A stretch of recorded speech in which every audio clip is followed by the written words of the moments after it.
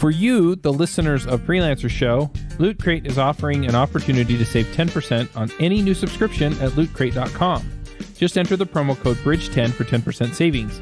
Loot Crate is one of my favorite things. Every month I get a box in the mail, costs less than $20, and it comes with all kinds of goodies. I have stuff from, just looking at my shelf, Batman, Spider-Man, Ninja Turtles, Back to the Future, Lord of the Rings, Star Wars, and much, much more.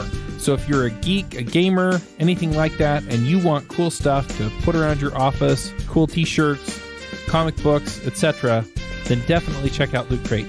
To save 10% on your new subscription, go to lootcrate.com/Ruby.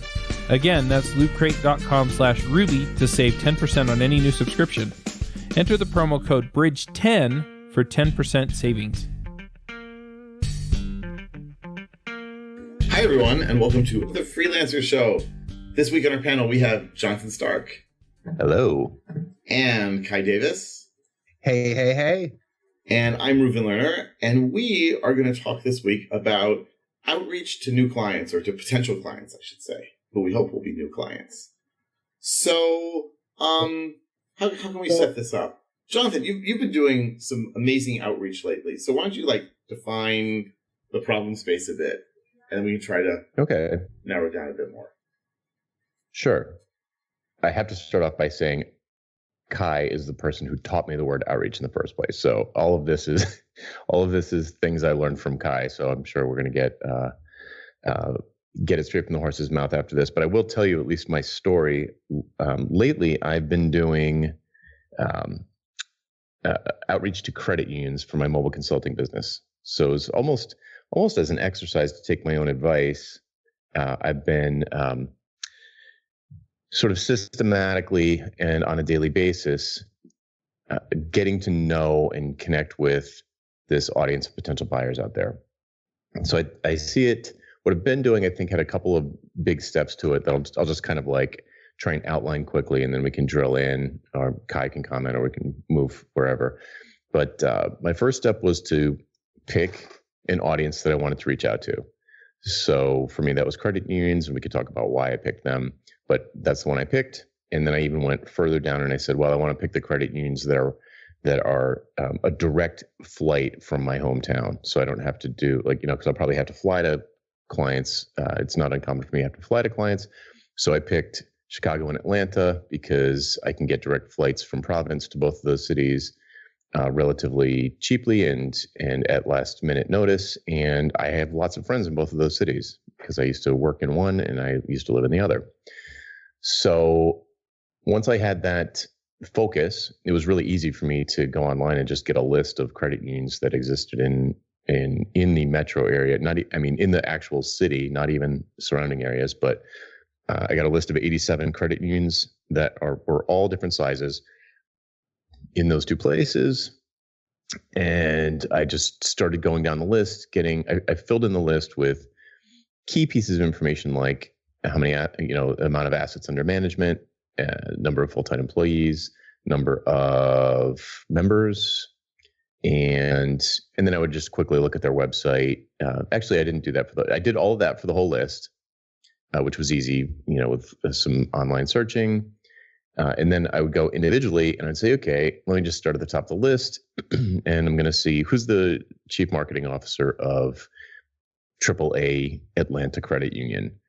And I created a default Google link that searched for credit union name plus CMO and LinkedIn. And it would take me right to the person or someone similar. And I would, view their activity feed and so on and so forth. I would start connecting with these people.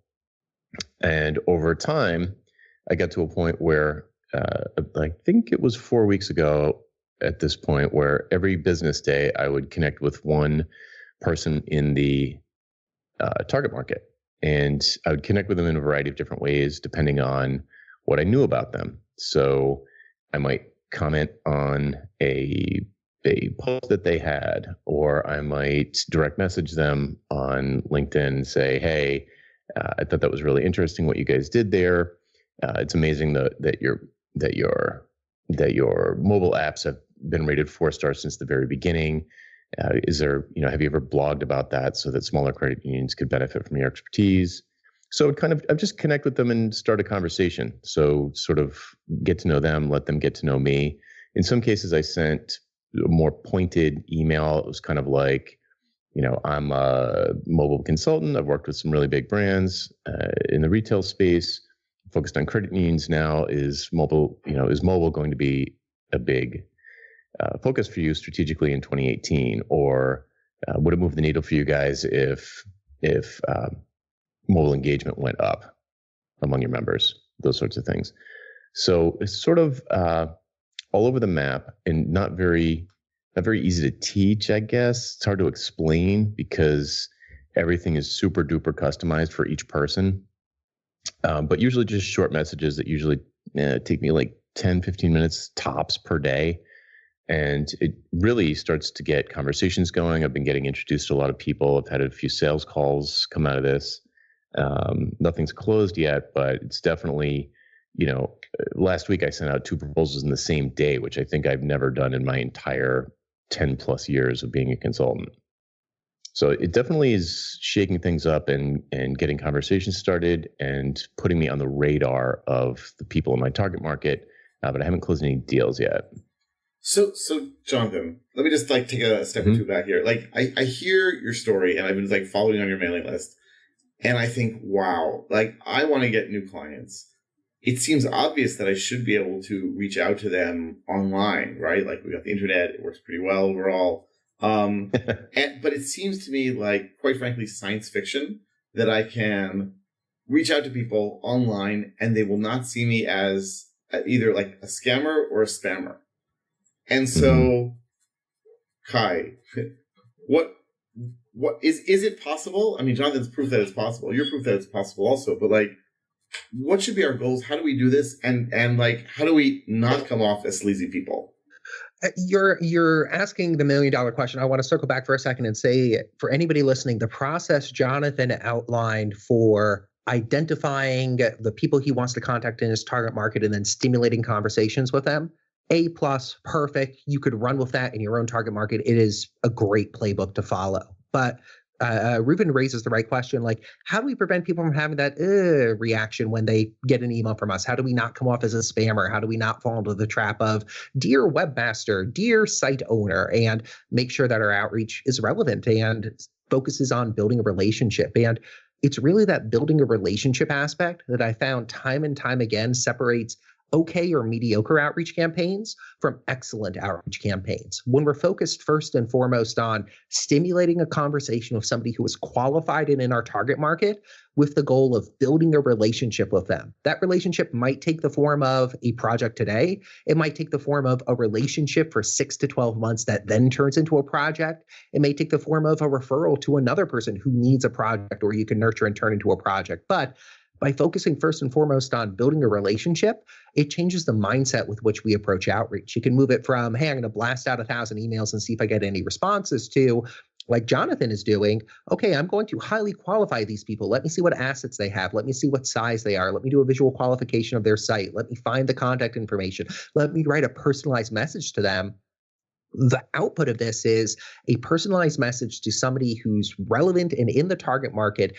The message is providing value or at least stimulating that conversation. And from there, you're able to carry it forward like you would a normal conversation. And if you surface a pain, steer it in the direction of, hey, you're having this pain or problem. Do you need any help with that? If you don't, you could use it as a market research opportunity. But high level, and we could get into the tactical application of this, high level, I think if we focus on stimulating a conversation with the end goal of building a relationship, we have the best outcomes possible when it comes to outreach, and we avoid that sort of flight response people could have when they receive our emails. Okay, so you've already clarified something for me, which is useful, and that's because I actually tried to do some outreach. I guess it was about a year ago. I was going to be in Belgium, and I knew there were a whole lot of high-tech companies there because I'd seen them next to where I was doing some training. I thought, oh, well, I'm going to find a whole bunch of companies in this area of Belgium who do Python. And I'm going to find them through LinkedIn. I even paid for the paid LinkedIn navigator, so on and so forth. And I said, okay, so I found those 5 companies and I sent them a message on LinkedIn and said, and we can talk about like what I said and why it was so unsuccessful, because that at least I've sort of figured out. But you seem to be saying, don't see this as an email blast to lots of people. See this as like one at a time, or maybe a handful at a time, trying to create that relationship, trying to talk to new people. It has to be very specific, individualized, and personal for it to work. Did I get that right?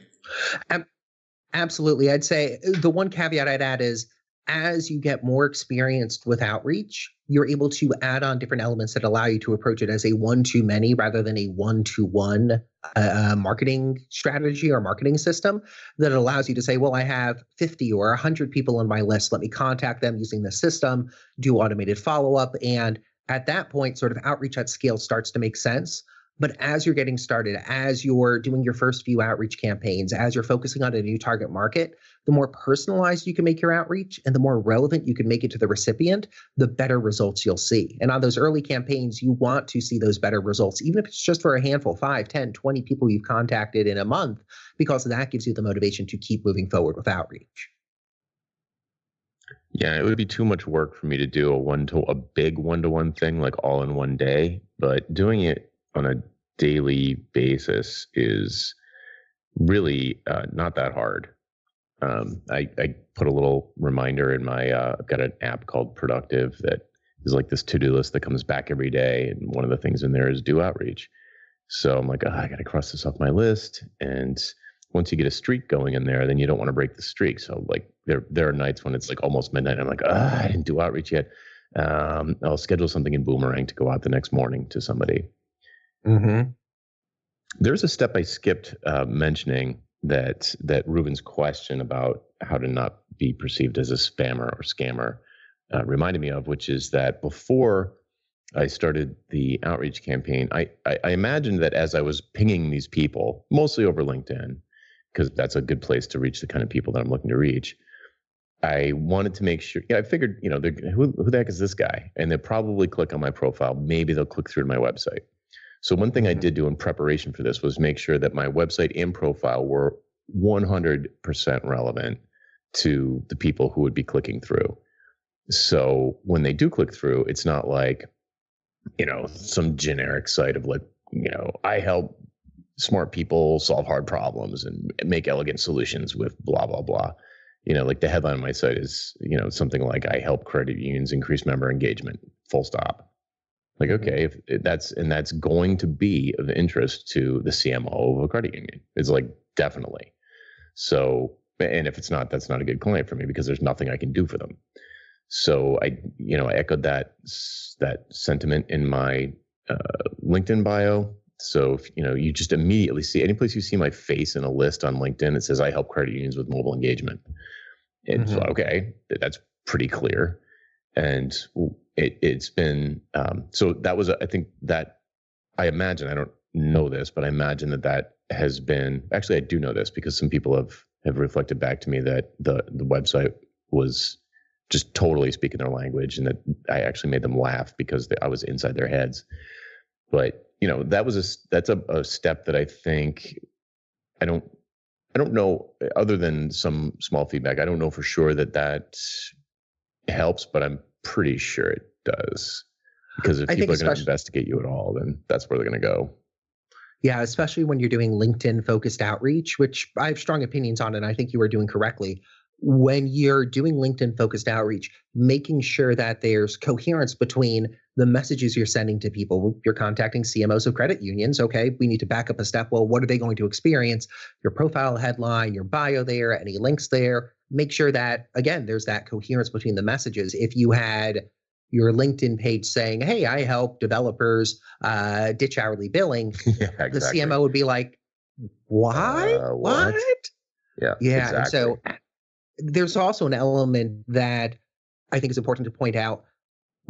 A large part of this process that you've gone through is building a leads list and then qualifying that leads list. And you go through a very productive qualification process to make sure you're contacting the right people. But when it comes to building that initial leads list, I think you did the right thing in saying, well, we're asking the question, where are the people I want to contact, these CMOs of credit unions? Where are they spending time online? And the correct answer is LinkedIn. And so by focusing your outreach in that area, you're automatically where your client already is. Podcasts, which is one of my preferred outreach methods, may not be the right way to reach this audience. Likewise, cold emails themselves might not be the right way. But because you're going after a target market that is spending their time on LinkedIn, it makes sense to use LinkedIn to build this database and use as the initial outreach sort of method or modality to stimulate that conversation. Yeah, absolutely. Yeah, it wouldn't. I don't think LinkedIn is good for all outreach to all target markets. It just happens to be that this is a good fit.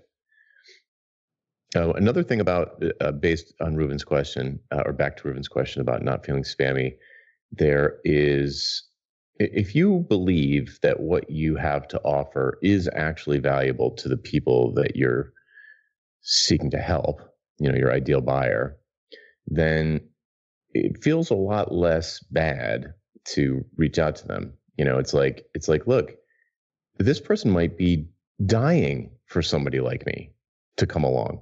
Maybe they don't know what to search for. Maybe they haven't thought to search for it. Maybe they have a million options and they have analysis paralysis. It could be, if you believe in the value of your offering, which I do, then it doesn't really make me feel that bad to say, look, you look like an ideal client of mine. You would be an ideal client for me. And I believe that my retainer offering, for example, suits your situation, your current situation really well. So if you'd be interested in seeing if there's a good fit, just shoot back a yes, and we can schedule something and talk about it. If not, no big deal. I'm not going to try and change their mind. Yeah, and I think that's a perfect mindset to go into it with. If when it comes to outreach, you need to be okay with the no. You need to, I think, even seek out the no, give people permission to say a no back, because it's clarity inducing. If somebody says no to one of your outreach emails, well, A, at least you got a response, which is better than it could often be. And B, okay, they've said no. Now at least we have a dialogue going and explore the why behind the no. Hey, Joe, you're the CMO of this credit union. Completely understand that. Can you tell me a little more about why? Do you have somebody internal already tackling this? Is this not a priority? And you're able to surface whatever that objection is and then improve your outreach, overcome that objection, or discover, oh, that's a legitimate reason. They already have an internal team tackling this. It's just taking enterprise time to roll out, and it's going to happen in another year. Great. Doesn't seem like I could necessarily help them solve that problem. On to the next person, but it gives you more information. So I love seeking out either that yes or that no. It's that no response, that lack of a response, that's always hard for me. And one of the reasons why I typically shy away from LinkedIn-based outreach, just because the follow-up process on LinkedIn can be very challenging. I know there's a number of tools and services that aid with this beyond LinkedIn Sales Navigator or professional premium services, but I'm a big fan of consistent follow-up and outreach, just because if they didn't see your first email because they were out of the office or there was a fire to put out that day, it's nice to be able to follow up 3 or 5 or 7 days later, nudge that topic back to the top of their inbox, provide more value, share an interview, a presentation, a white paper, something. And it's harder to do that on LinkedIn than it is through direct email. But LinkedIn can work, again, for the right audience if they're spending time there, to cut through the noise and access a less busy inbox of theirs. Yeah, that's a great point. I don't really benefit from any kind of, I'm not at a point where I could automate any of this anyway, because honestly, what you just said about market research is super relevant, because as I was going down this list of credit unions, I was sort of arbitrarily, going alphabetically more or less. So the sizes from one to the next could vary dramatically from, $50 million in assets to 200 or 2 billion in assets. Big difference. I mean, we're talking about, hundreds or 500, 600, 700, 800 employees versus 10, 2, so big difference between the size of the organizations. And one of my initial hypotheses was that credit unions that had a really bad app or didn't have a mobile app or had a desktop only, aka mobile hostile website, would be the ones that I would be able to help the most. But as it turns out, or I'm starting to learn, the fact that somebody in 2017 has a terrible mobile experience, usually it seems like it doesn't mean that it seems like they just don't value it. Like they're just not going to, like they're actually a bad client because for some reason they have decided for many years to not do that, not invest in that. Where on the other side, you get huge credit unions that have an amazing mobile experience. And in fact, those are the ones who have hired me in the past to help them make something already good, a little bit better, because they do value it. They know it's there. They know they have budget for it. And that was just an interesting piece of kind of information that I learned sort of doing this outreach in a manual way, not outsourcing it to somebody on Fiverr, actually doing it myself and interacting with these folks and noticing things like I'm describing, assets, number of branches, quality of mobile application. It's a very educational process for me, and it's starting to direct the course of who I choose from that list to reach out to next. So where before I would, if some credit union just had, a couple $1 million in assets and a horrible mobile app, before that would have been at the top of my list. Now I'm kind of like, yeah, I don't think so. No, and I think that's an underrated gem of a statement right there. For any listeners, I highly recommend pulling that out.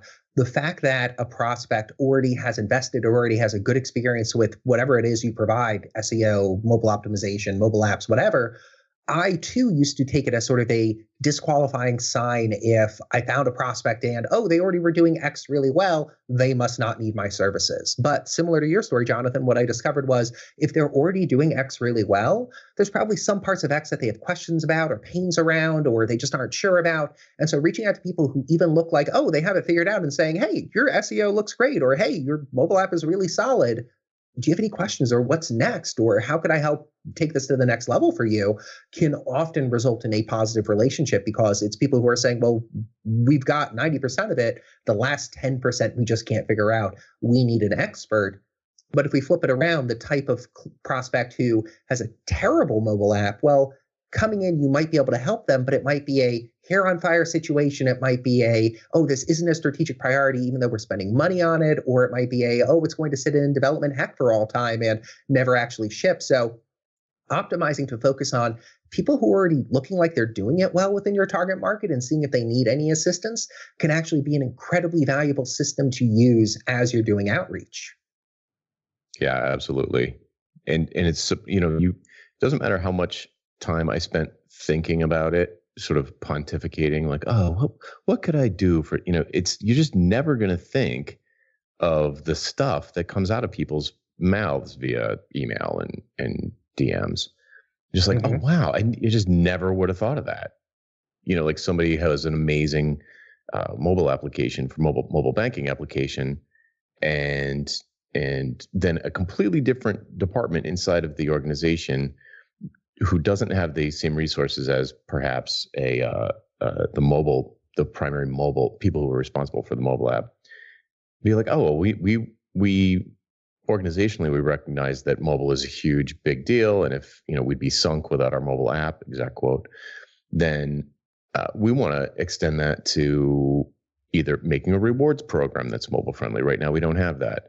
Or making a loan application process mobile friendly. We use a third party for that, and we don't know how to fix their junky process that's desktop only. Or we want to enhance the in-branch retail experience with mobile. What could we do? Let's have an innovation workshop that would figure out that we can brainstorm and come up with some ways that we could enhance the in-branch experience for people who are carrying smartphones.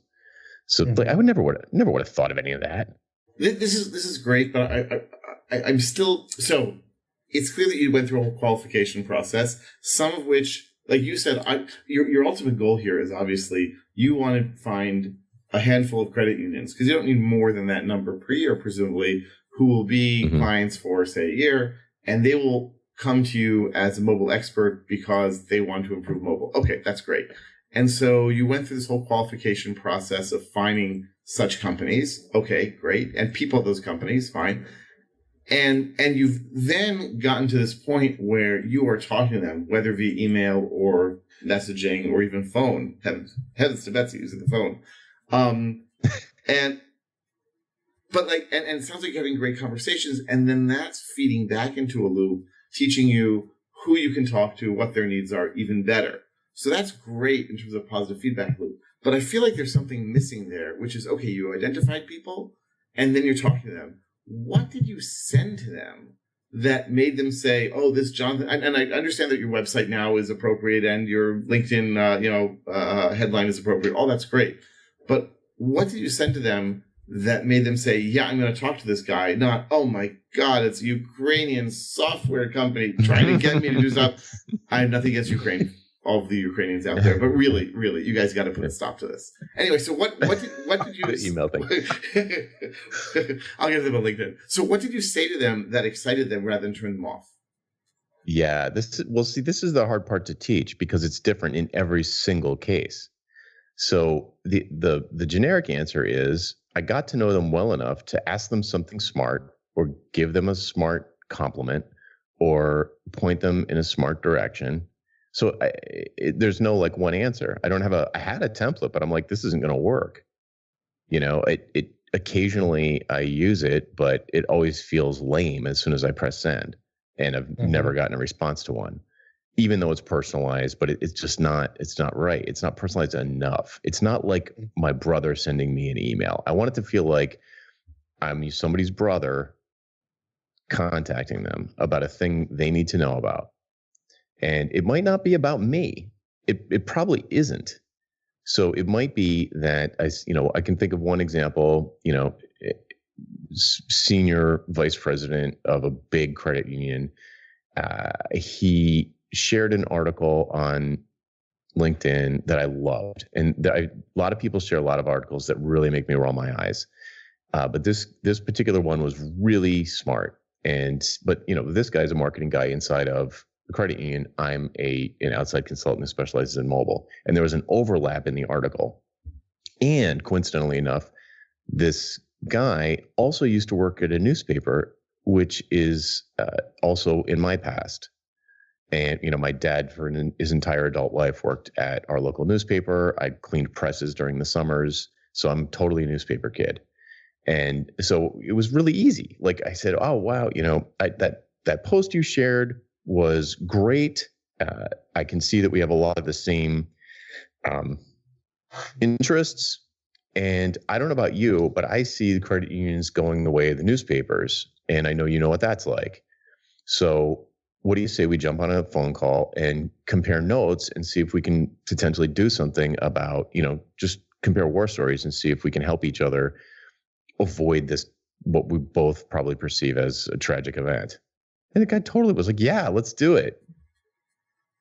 All right. So that's what I love perfect. about that. Oh, sorry. Oh, no, you, Reuven, please, you first. What I love about that story, well, first of all, I think it's somewhat unique, but what I love about the story is that it was clear that there was a mutual value proposition here, right? It was clear that he was going to get something out of this conversation, and it's totally okay that you were going to get something out of it too, because if you have a conversation, fine, but if you end up helping him, well, I mean, like that's great for everyone. Do you run your own freelance business? Or maybe you're thinking about picking up some business on the side? Well, then you need FreshBooks. FreshBooks is the quickest and easiest way to get invoices out to your clients. It's easy to use. It works anywhere, available from any device, on the desktop, iPhone, iPad, Android, and all of your data is backed up and secure. And it makes it really easy to get organized and get paid. You'll be tracking time, logging expenses, and invoicing your clients in no time. You can also save time billing, freeing up several days per month to focus on the work that you love, and you get paid faster. FreshBooks customers are paid on average 5 days faster because there's a link on the invoice that says pay me now. And it's a great way to grow your business. Plus, FreshBooks is offering a 30-day trial. That's right, 30-day trial if you try them out. So go to gofreshbooks.com/devchat and enter devchat in the How Did You Hear About Us section. Once again, for a 30-day trial, go to gofreshbooks.com/devchat and enter DevChat in the How Did You Hear About Us section. Yeah, I mean, it was totally unique, but I have 10 more that are totally unique that went the same way. So it's like, there's another one where I got on the phone with somebody who, I can't even remember it was unbelievable. So he calls me from his car. This guy had been the president and CEO of a credit union for 10 years. Before that, he was for 20 years the head of a regulatory body for credit unions. Before that, he was head of the regional, there are like these regional, what are they called? I should know this. This is the kind of stuff you're supposed to memorize. But it's like a regional kind of education. It's kind of like a chamber of commerce for credit unions. Before that, he was a state senator who was on the banking committee. I mean, this guy was so connected, and he was so knowledgeable. It was unbelievable. And it just so happened he and I are from the same state, and it's a small state. So I reached out to him. I said, "Hey, I'm a mobile consultant. I would like to have a bigger impact on the credit union industry. I'm up against a brick wall here, and you just have an amazing life experience, and I know it would be really valuable to me. It would be super. Your life experience would be super valuable if we could jump on a phone call, even if it was just for 10 minutes. I know it would just like change my life. So I actually thought a long time about how to word that, and I did it a lot better in the message than I just did. But really what I was saying was, your life experience is valuable to someone. And this guy's retired at this point. So I'll be willing to bet he doesn't get a lot of chance to talk about his legacy or his, like, this vast knowledge and experience that he has to share with the world, but no one cares. He's like retired. So he doesn't get the chance to talk about it. He's probably, he was on his way to a grandkids thing. Probably just like he's grandpa now. So somebody comes along and is like, "Look, I'm still in the game. I'm still like fighting the fight down on the ground. I would love it if you could share some of your life experience." And he was like, and then after the phone call, he was like, "Call me anytime."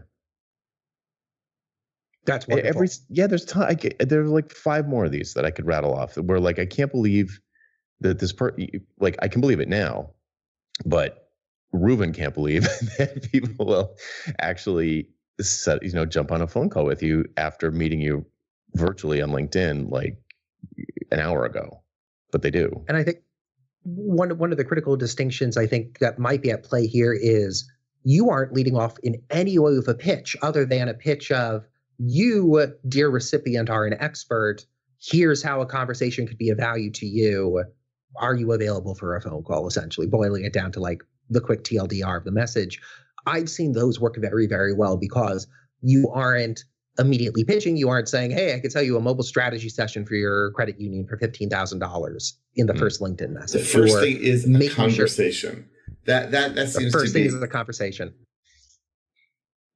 Yeah, so here's the thing that started happening, because I was getting a lot more success in terms of stimulating conversation, I think Kai said. In terms of stimulating conversations, I was having a lot more success just like acting like somebody's brother or buddy.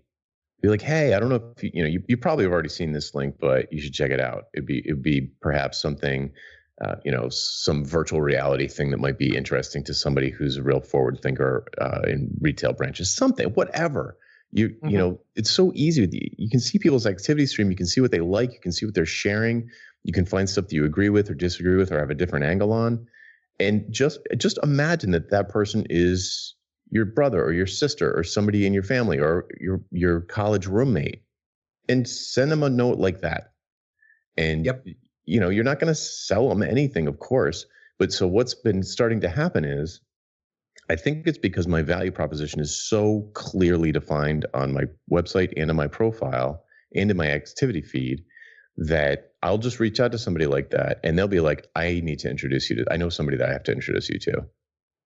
And instead of imagining that the person who I'm reaching out to is going to end up being my client, I'm really just getting on their radar, and my positioning is so clear that they can immediately have a Rolodex moment and they're like, oh, I know somebody that needs to hire you. You guys have to talk. And this has happened half a dozen times to me also. Yep. Yeah. Same experience for me. In a way, I always think that it's like a hub and spoke model where the person we're initially contacting is a hub. They have their own network and we're stimulating a conversation and building a relationship with them. And it may turn into a paying project with them, but it also becomes an opportunity to demonstrate value, share information, make yourself known and available to them. So when they have a colleague who says, I really need an expert on, improving our mobile experience as it works with our credit union, they're like, I know Jonathan Stark. Can I refer you to Jonathan Stark? And you suddenly have these essentially evangelists who know what you do, understand the value you're able to provide, understand that you're focused on understanding the industry, not just simply pitching to immediately win a deal. And it all boils down to, I think, a robust system for people driving work and driving interest and driving leads to you. I think the positioning statement, though, is critical because yes, what I'm really doing is kicking up word of mouth. And it's really hard to start word of mouth if people can't easily, in like a tiny sentence, articulate what I do. So, dear listener, if you can't even articulate what you do, then it's going to be really hard for, never mind strangers, your family and friends to recommend you to anyone because they don't really understand what you do. So, have you ever told the? Oh, sorry. Yeah, no, go ahead. Go ahead. Have you ever told the terrible story about that exact experience? No, I don't think so. No. This was a few years ago, about 5 years ago. There was a startup locally I was working with who had bought up like 30 to 40 hours of my time each week, essentially like full-time consulting with them for a year and a half. And about a year into it, I sit down with my contact, the chief marketing officer, and I say, hey, you know what? It's great working with you. I love a testimonial / case study to feature on my website. And she sits there for a couple of seconds. She's like, I know you're invaluable. I know there's no way we could have done any of the things we've done over the last year without you. I have no clue how to describe what you do or how you help. And I'm like, I have no easy solution to this. And it's true. Like, because I didn't have a clear positioning statement, because I wasn't able to clearly articulate my value, nobody else could. And when it came to asking for referrals or just building on that relationship, the lack of a clear positioning statement hindered me dramatically. It's rough. But yeah, in terms of outreach, I think even just understanding that positioning statement for yourself, it doesn't need to be on a website necessarily. It doesn't need to be across all your marketing materials. Understanding that this is the target market I'm going after. This is the problem they're experiencing. It's really a marketing exercise because it lets you easily slice your outreach list or your leads list down to, okay, these are the best prospects. If you were saying, hey, I'm going to, anybody in the mobile space or anybody in the credit union space, you're going to be getting a much, much lower positive rate of return on your outreach. But by being so focused on a qualified list of people who match specific criteria, it allows you to say, well, these are the best people for me to contact. They match my positioning exactly. And you have that virtuous cycle of people saying, oh, great, let's get on a call. Oh, I know people I need to connect you to. Without that positioning statement, it falls apart on both the qualification side and the lead list side and the outreach side. Okay, so you find some qualified leads, you reach out to them, you have this amazing statement, and then they don't get back to you. Is that to be expected? Is that because I wrote to these 5 people in Belgium, and granted, I think one or both of you mentioned to me this book that I then recommended, Selling to Big Companies. And I remember reading through that book, and I got through about page 2, and I said, oh my God, I made all the mistakes, and I'm only on page 2. So I realized that my my message was far from perfect, but I literally got no responses from about half a dozen companies. How many companies do you need to get to before you can expect to get a response of any sort? And I know, Kai, you're big on following up. How long do you then follow up before you just sort of let them go? You're asking 2 really good questions there. In terms of the first one, how many people do you need to contact before you get a response? It's another one of those, varies depending on the campaign and target market. Typically, I'd say, like for a coaching student or somebody I'm working with on an outreach campaign, we need to contact somewhere between, let's say, 20 and 40 people. And if we've gotten 0 responses, even 0 no responses after that time, something is broken in our targeting, our messaging, our qualification process. Something is broken there. But I'd aim for 40-ish people that you're contacting before you say, whoa, outreach is not working here. In terms of how when you say often response, to follow up, and the response can be a no. So I just want to check, and the response can be a no. It doesn't mean yes, I can't wait to work with you. Just any response is a response. Yeah. Any response is a response. Saying, no, this is not a good fit. Hey, great. At least we know this isn't a good fit, and we can unpack why it isn't a good fit. They don't have the budget. They aren't looking to make this investment. They don't match the target market, any number of reasons. But until we get that no, it's sort of that no man's land of, well, we haven't heard back yet. What we do to encourage the conversations, to further stimulate it. I like following up between 4 and 6 times for a prospect who I haven't heard back yet from. So I'll pre-write, say, 4 email messages, the first message, and say, okay, if they don't respond to this in a week, I want to follow up with them. Let me pre-write the second message. I might rewrite it when I send it to them, adapting that template on the fly, but at least I've removed, say, 70% of the work of coming up with that message on the spot when I know a week has passed and I haven't heard back from them. So I'll have this swipe file of email messages prepared so I could say, okay, I haven't heard back from these 4 people. Let me send them email number 2 a week later, email number 3, and just take them through that sequence. So I ensure I'm having multiple touches, and it might be, oh, they were on vacation for a month. They got back to the office, they check their inbox, and they see, oh, Kai emailed me 4 days ago, and it's part of a thread. I can see he's providing value here. Okay, yeah, let me respond back and say, oh, hey, thanks for following up. Let's schedule a time to chat, or, oh, it's not a good fit. But by repeatedly following up, we guarantee, or we increase the probability that the prospect engages with our messages, sees them, and replies back. If we only send a single message, it's so easy for people to just say, oh, I'll get to it soon, and then it becomes email number 300 in their inbox, and we'll never get a reply. But what in your but your follow-ups are not. I mean, so I'm bad at responding to email. I would say sometimes, but it's often. And so people will email me again. Did you get my message? I'm forwarding it to you again just in case. Now, that is guaranteed to boil my blood, and so it's not something I want to do. So you are not suggesting that we say, hey, bozo, effectively, right? Like, you didn't respond to my first message, so here it is again. What's different about your first and second messages? Great question. Yeah, I absolutely abhor the did you get my last message or did you get that thing I sent you style of follow-up. It adds no value. It doesn't provide anything for the recipient. It's as low value as possible. What I focus on is value-added follow-up. And so similar to Jonathan's points about, hey, I've reviewed activity streams, I'm sending a relevant article or sending something relevant. In every follow-up message, I want to send something that either provides value for the recipient. Hey, here's an article, here's a conference talk, here's a podcast interview I was on, or diminishes the perceived risk of responding to me. If they don't know me from Adam, they're going to say, who's a stranger emailing me? If I follow up and say, hey, just wanted to check in on, your SEO for the site or your system for getting referrals. By the way, here's an interview I just did, a podcast that interviewed me on that exact topic. If you want to hear a little more about my approach or my thoughts or my systems, feel free to give a listen. So we're using the opportunity to share an additional resource as a means to make an additional touch point. And in a sense, what we're sharing to add value is a MacGuffin. Do we care if they listen to the podcast episode or read the article? It would be great if they did, but it serves as an opportunity to follow up and not have our follow-up just simply consist of, hey, did you get that last email I sent you? Instead, it's, hey, Reuven, hey, I emailed you about, optimizing your sales page. By the way, I just did a video teardown of one of my clients' pages. Here's a link for you to check it out so you could see what the process typically looks like and pick up some tips. Are you still looking for help with this? If not, that's fine. But if you are, hit reply, just let me know. Excited to figure out if it would be a good match. So we're focused on providing more value, sharing something that would be of value to the recipient, and using that as a means to continue the outreach, to follow up effectively by adding more value to the conversation.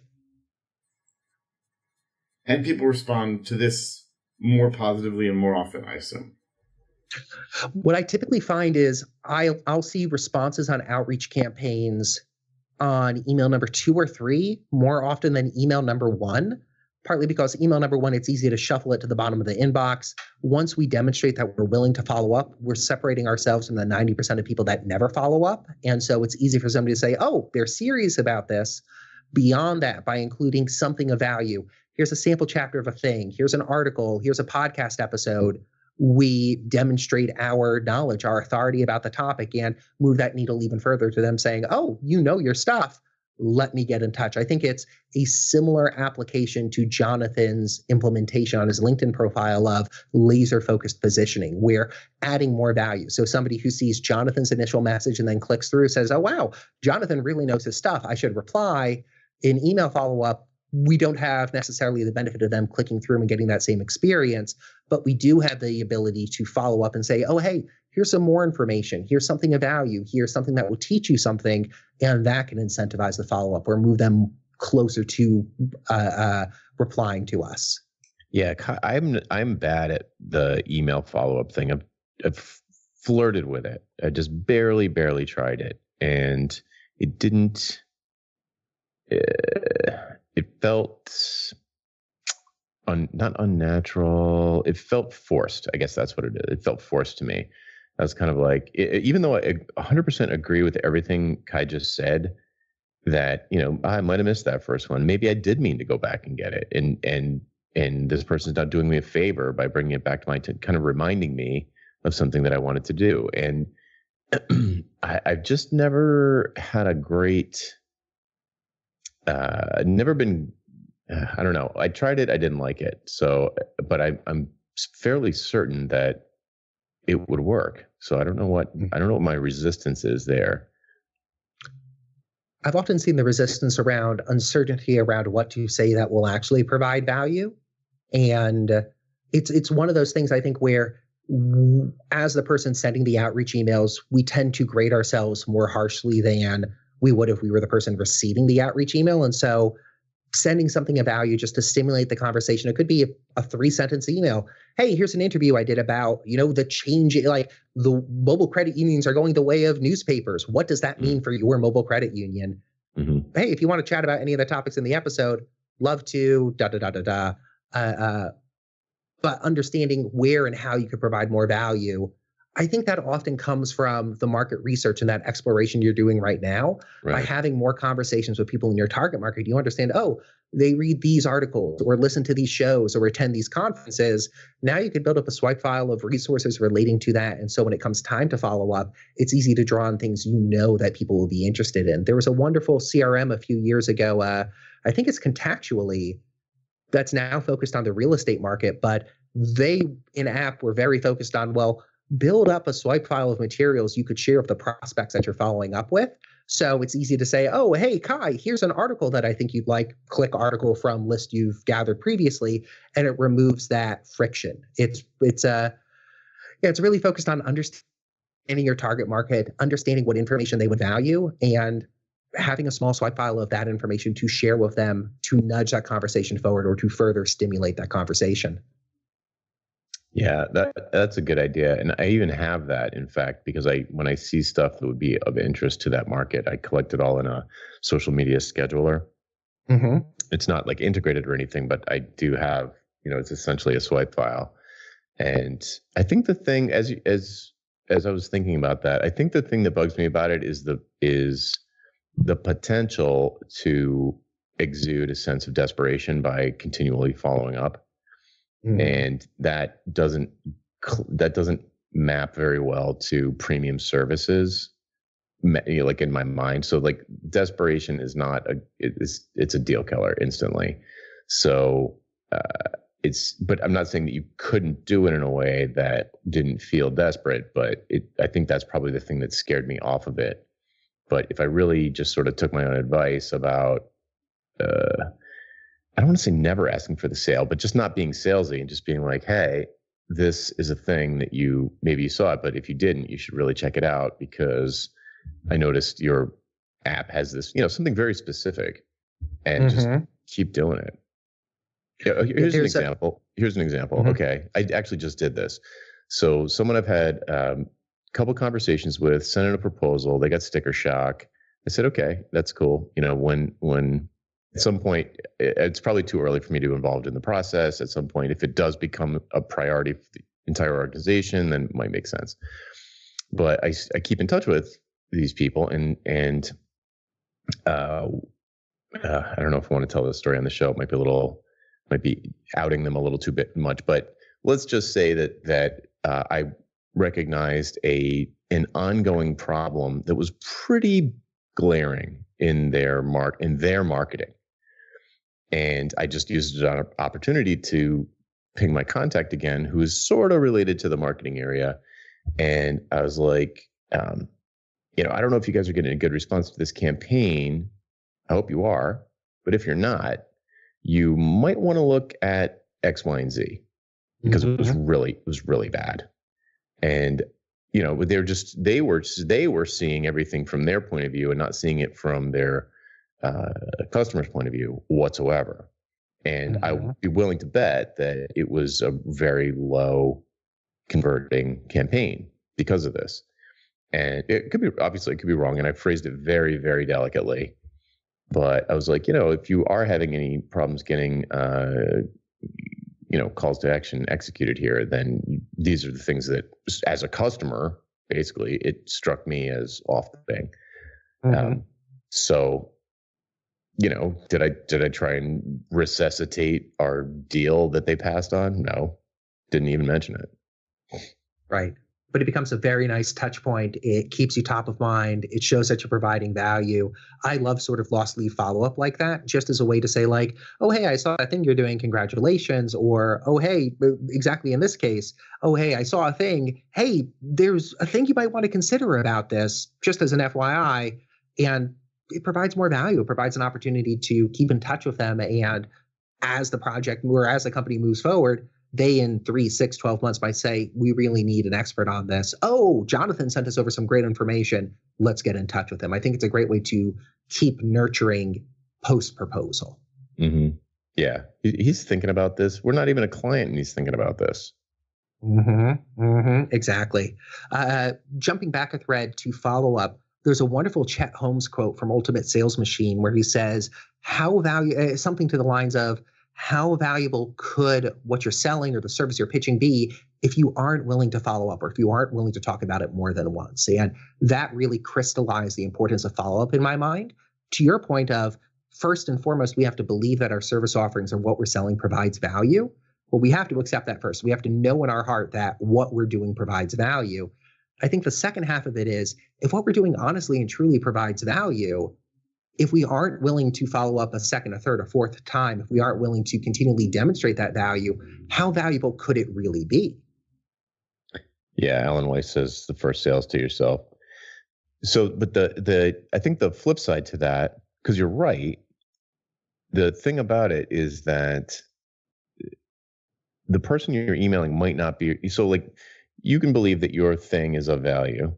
I believe that my stuff is of value to particular people, not to everybody. In fact, even inside the credit union space, it's going to be a subsegment of a subsegment that really stands to benefit or get a positive ROI out of hiring me. So, I think part of the thing, I send out an email, especially if it's one of these ones that's a little bit more where I'm asking for some kind of not salesy, but saying, hey, I noticed X, Y, and Z. That X, Y, and Z is something that I help with. You guys be an ideal client for me. What about jumping on a phone call and seeing for a good fit? If you don't want to, that's totally cool. And they don't get back to me. I'm like, well, they're probably not. Like my brain is like, okay, they're not one of the ones that's a good fit. Instead of they didn't read the email, or they are planning to respond to the email, but they haven't gotten around to it yet. So that's when I start to be like, okay, I tried. They're not a good fit, or they don't think they are, which is the same thing. And I'm just going to drop it. But I know I shouldn't. Because I do know that until I get a no, like if I get a no, fine, I'll do exactly what you said. All right, that's totally cool. I'm curious why you guys passed. Are you doing this some other way, or it's just not a priority? Do you do that? And that's when you get a no, valuable. When you get a no, do you ask, why is this not appropriate? Same. Interesting. And how often do people respond then? Always. Yeah. I mean, if I send a proposal and somebody passes, you better believe I'm going to find out why. No, proposal is different though from just like, emailing someone on LinkedIn, hey, are you interested? No response, fine, you can follow up. But at a responsive yes, great, you can follow up. But a responsive no to follow up, what do you say? Like, oh, you're saying it's not appropriate. What was not appropriate about it? I'm not sure how to make it not sound defensive or offensive. Yeah. Well, in the LinkedIn context, it's a little more chatty, so they'll usually tell me why when they give me the no. but honestly, I haven't been that. The word pushy is wrong, but I've been more diffuse. I don't know what the word is. It's like on LinkedIn, I'm just like trying to start conversations, find places, find ways that I can help people by trying to get to know them a little bit, and then pointing them in a new direction, or pointing something out that they might not know, but just being helpful. And then so I'm not really usually when I'm doing a sales here, I'm struggling with the terms here because I'm trying to give an impression of like when I send an email to somebody, it's kind of like Kai describes. I basically try to do exactly what Kai does, which is have that sort of like, look, ask for the no. I'm just trying to see if we're a good fit here. I have this capability. I can set a broken leg. You might have a broken leg. I can set it for you if you have a broken leg. If there's somebody out there that has a broken leg, then they're probably happy to jump on the phone with me. But if somebody, I can't think of, I haven't gotten a no. I haven't gotten a no on this campaign. I've either gotten silence or, yeah, let's jump on the phone. Mm-hmm. So I don't know. I would ask. In my case, when I do encounter the no, it's typically saying, hey, I completely understand that. Hey, can you let me understand, and I might go as specific as saying, is it that this isn't a problem you're currently experiencing, or is it that you are experiencing this, but already have a plan in place or already have somebody working on it? Just to get clarity on like, oh, are they saying no because they in fact do not have a broken leg, or are they saying no because they have 2 doctors on staff to help with all the broken legs that they encounter? I think that focusing it that way, is it a mismatch in the problem I assumed you have, or is it that you've already internally solved this problem? Is a nice way to explore, hey, you said no. Well, why exactly is that? Tell me a little more without making it be accusatory or putting ourselves on the defensive. Instead, it could just be, hey, tell me how, oh, okay, you're solving this problem. Tell me a little more about how you're solving it. And I've been doing this often in outreach campaigns I've been running and sales conversations. Whenever I encounter that no, I want to understand what that objection is. It might be we don't have enough time. It might be we already have somebody who's handling this for us. But by uncovering that objection, we're able to, I think, improve our entire outreach process. Yeah, I was on Tim Grall's list. He's a super interesting guy that helps people launch books to bestseller lists. Like launch a book like on the bestseller list. And I was on some campaign for a product he was selling, and then after I didn't buy it, the campaign went on to like automatically say, "Hey, I noticed you didn't buy a thing. Would you mind sharing a little bit about why you didn't?" And I typed a book into that reply. Like I typed, no pun intended, because the situation I was in, I was just so sure. Like I love his stuff, and I think he's great, but the timing just was not right for me to buy that. It was just, I would have bought it, it would have sat in a folder.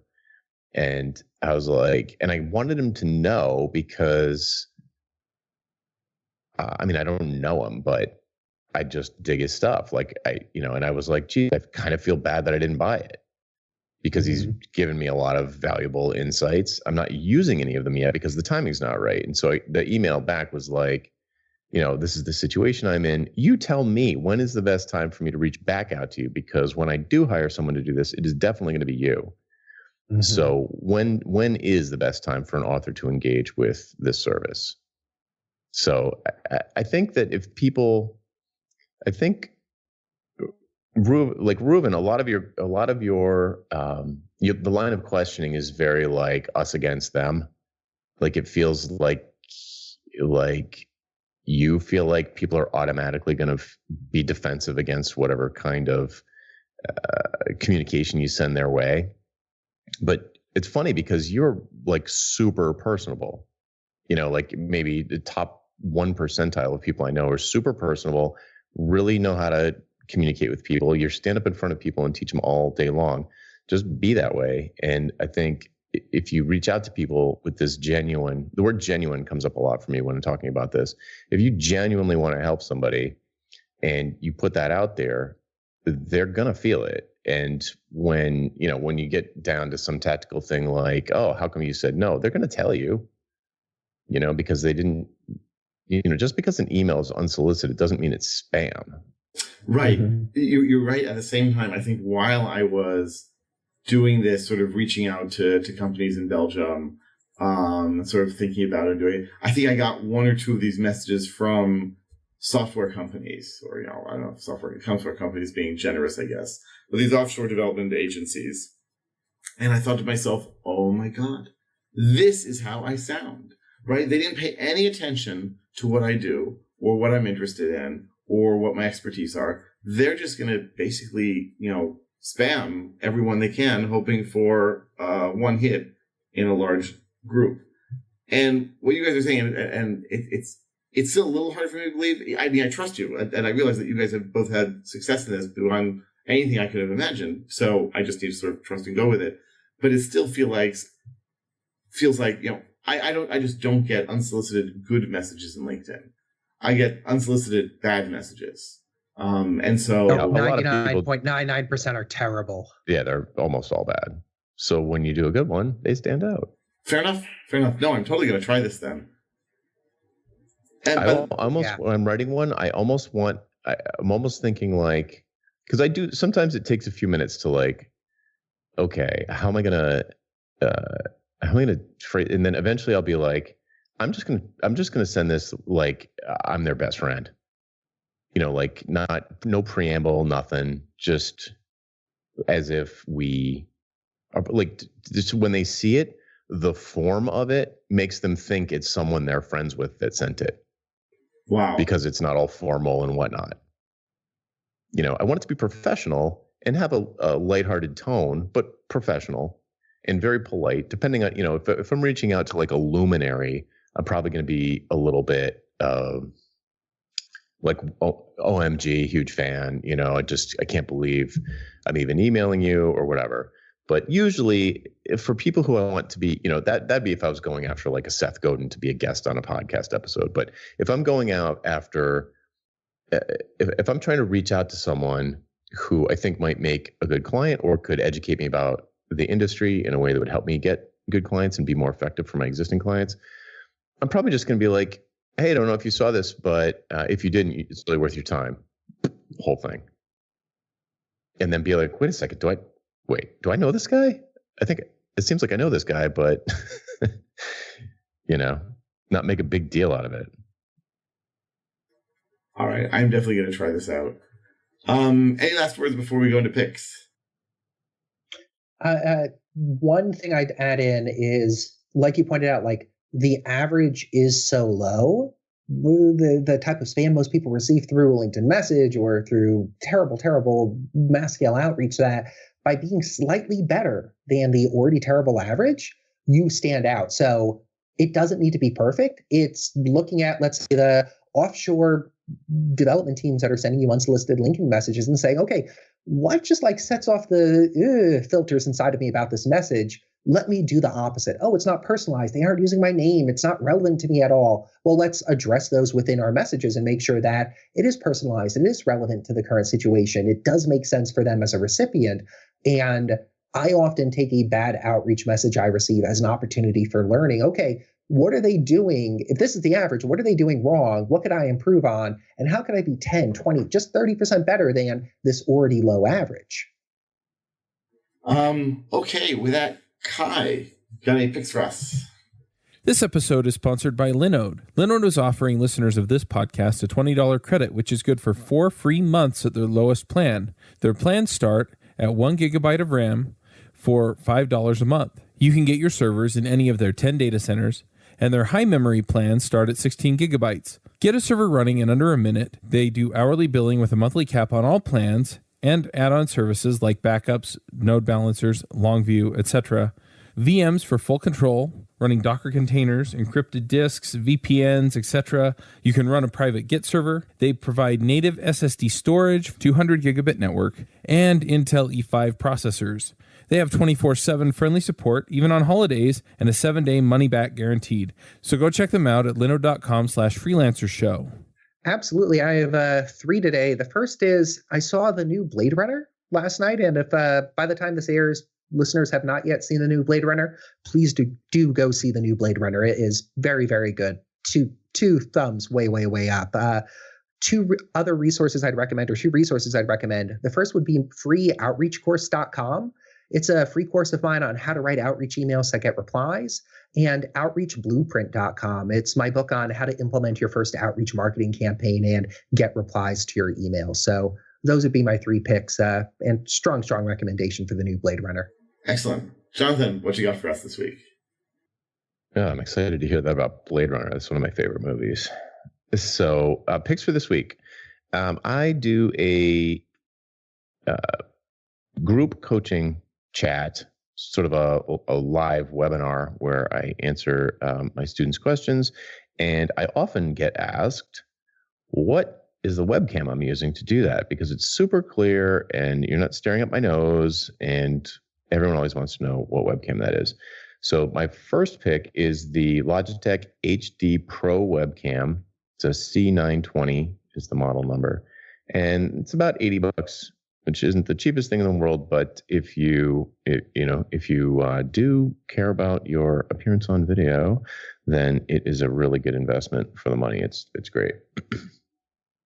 Another thing that I would like to call people's attention to is a email course I have about setting up your first productized service. And it's at the comically long URL, howtobuildyourfirstproductizeservice.com.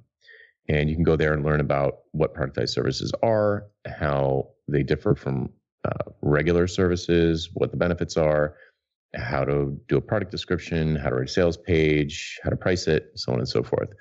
And it recently went live about a week and a half ago, and people are really digging it. So I'm confident, dear listener, saying that you will enjoy it.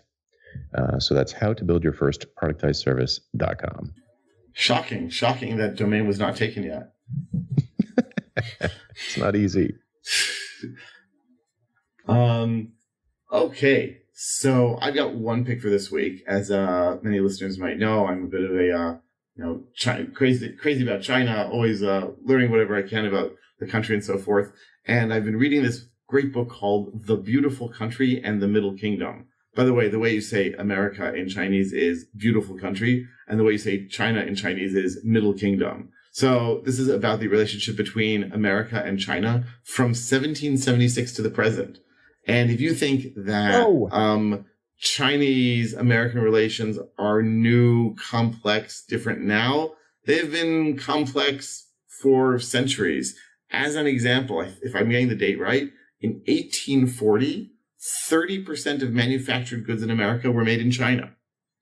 So it's really a long, fascinating relationship, and it has to do with religion and culture, and each side sort of seeing the other as a model for what they could be and wanting to sort of get something out of a relationship. So I've definitely been enjoying this book as I've been reading through it. It's a little on the expensive side on the Kindle, out at $20 as opposed to the usual cheaper ones. So I guess this is an outgrowth of the fight that Amazon had with various publishers. But for anyone interested in history, definitely interesting and useful.